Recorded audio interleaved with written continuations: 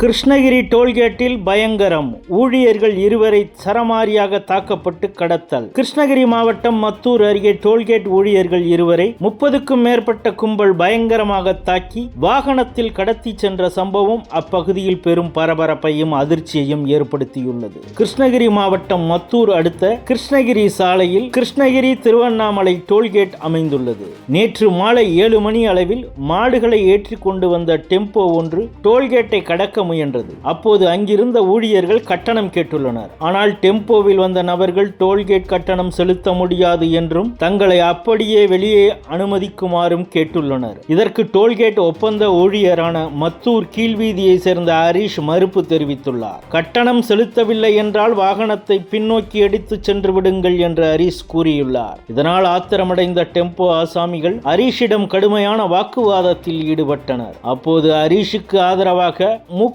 கவுண்டனூர் கிராமத்தை சேர்ந்த மற்றொரு ஊழியரான உதயகுமார் என்பவரும் அங்கு வந்து பேசியுள்ளார். வாக்குவாதம் முற்றிய நிலையில் டெம்போவில் வந்த வாலிபர்கள் தங்களது மொபைல் போன் மூலம் நண்பர்களுக்கு தகவல் கொடுத்தனர். அடுத்த சில நிமிடங்களில் மற்றொரு பிக்கப் வாகனத்தில் 30க்கும் மேற்பட்ட கும்பல் டோல்கேட்டிற்குள் அதிரடியாக புகுந்தது. அவர்கள் அங்கிருந்த ஊழியர்கள் ஹரீஷ் மற்றும் உதயகுமார் ஆகிய இருவரையும் சூழ்ந்து கொண்டு சரமாரியாக தாக்கினர். டோல்கேட்டில் இருந்த தடுப்பு கம்பிகளை உடைத்து தாக்கப்பட்டதில் இருவருக்கும் தலையில் பலத்த காயம் ஏற்பட்டு ரத்தம் கொட்டியது.